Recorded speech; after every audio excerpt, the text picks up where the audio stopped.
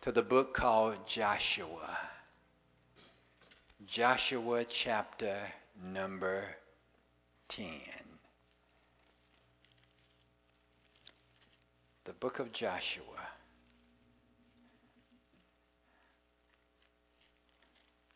Joshua chapter number 10. Come on, go with me to beginning with verse number 7. And I want to read on just for a few minutes. Joshua number 7.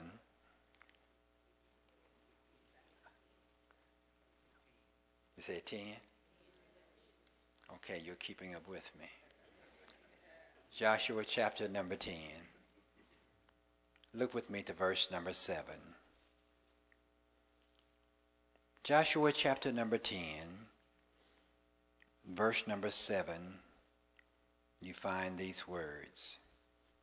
So Joshua ascended from Gilgal, he and all the people of war with him, and all the mighty men of valor. And the Lord said to Joshua, do not fear them, for I have delivered them into your hand. Not a man of them shall stand before you. Joshua therefore came upon them suddenly, having marched all night from Gilgal. Verse number 10. So the Lord routed them before Israel, killed them with a great slaughter at Gibeon, chased them along the road that goes to Beth Haran, and struck them down as far as Azekah and Micaiah. Go to verse 12. Then Joshua spoke to the Lord in the day when the Lord delivered up the Amorites before the children of Israel. And he said in the sight of Israel, sun, stand still over Gibeon, and moon in the valley of Ajalon. Verse number 13. So the sun stood still, and the moon stopped, till the people had revenge upon their enemies. I like that. Let me speak briefly from this subject. A prayer that stops the sun. A prayer that stops the sun. Joshua was one of the great franchise players of the Old Testament. And most of us have Bible knowledge, or we have had a few days in vacation Bible school. And we know that Joshua fought the battle of Jericho, and the walls came tumbling down. But his great story started long before that. He was born into slavery, the fate of every Jew of his generation. And he grew up to experience firsthand Israel's deliverance from Egyptian oppression. And on the journey to the Promised Land, he rose to a position of leadership as Moses' assistant. Then, at the very border of the Promised Land, disaster struck when the people heard that giants and walled cities stood between them and taking possession of their destiny. They panicked. Everyone wanted to turn back. Everyone was filled with fear, and because of fear, they wanted to go back into bondage. Fear messed them up, everyone, that is, except Joshua and his friend Caleb. Unlike the other spies, Joshua and Caleb returned from scouting out the Promised Land with a message of faith, not fear. They said in Numbers chapter number 14, verses 7 through 9, the land we passed through and explored is exceedingly good. If the Lord is pleased with us, he will lead us into that land, a land flowing with milk and honey, and will give it to us. Only do not rebel against the Lord. And do not be afraid of the people of the land, because we will swallow them up. But fear won out that day. God's people didn't understand that if you want to experience God's blessing, faith is not optional. Even after all the miracles they'd witnessed in the desert, they still hadn't grasped that what seemed impossible for them to accomplish was exactly what God wanted to accomplish for them. But they wasted 40 years because they believed the negative report and got in fear. And I feel for Joshua, because 40 years of enduring the consequences of other people's bad decision would be enough to derail anybody's faith. Yet Joshua never flinched. He never gave in.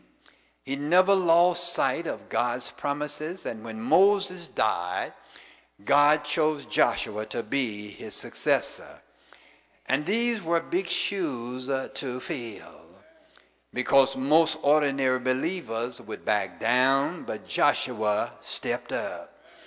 He launched a campaign activated by faith in God's goodness and power, and Joshua changed the world in his generation. Think about it. Before Joshua took charge, God's people were migrants living hand to mouth. Afterward, they were settlers, owners of the exceedingly good land God had promised. And now I want you to stay with me, because the story God has scripted for your life isn't inferior to Joshua's or anyone else's. There's an exceedingly good land that you are meant to occupy. There's a place in God that God would like for you to walk in, that your eyes have not seen, nor your ears have not heard. And as you put yourself in this message today, something life-changing will begin to happen inside of you. So this favorite exploit in Joshua's life is tucked away in Joshua chapter number 10, and it shows us the kind of audacity we are after. And it all hinges on a simple prayer. In fact, when you first hear it, you might even feel like it's insulting or irrelevant. But as it turns out, our God isn't intimidated by long or short prayers. As the chapter opens, we read that 5 opposing Amorite armies were planning to attack. Having decided to strike first, Joshua led his entire army toward the Amorites on an all-night march. And sometime during that march, God spoke to Joshua, and he told him in verse number 8, "Do not be afraid of them. I have given them into your hand. Not one of them will be able to withstand you." So at dawn, the Israelites unleashed a surprise attack. And right from the beginning of the battle went well, when the enemy lines broke and the Amorites started to flee into the valley. Joshua's men chased them down. And then God got personally involved as they fled before Israel. In verse number 11, the account reads that the Lord hurled large hailstones down on them from the sky. Then as the sun sank toward the horizon, Joshua faced a decision. The victory wasn't complete, and once it got dark, the rest of the Amorites would slip away. But Joshua was determined to fight on. He realized that if he didn't destroy the enemy now, Israel's conquest of Canaan would grind to a halt. He knew that anything less than total victory would conceal God's presence and glory. Besides, he remembered God's promise in the night. Not one of them will be able to withstand you. Most of us, even really good Christian people, would have called it a day. We would have said, "I've done all that I can do. I've exhausted every option. I've given it all I got." But Joshua wasn't like most people. He refused to go out like that because that wasn't the way it was supposed to end. And this was where his audacious faith began. So Joshua sized up the situation, summoned all his available courage, and delivered one of the most glorious prayers in the entire Bible. He released one of the most glorious, unrehearsed, unorthodox prayers that you will ever hear in verse number 12. He stood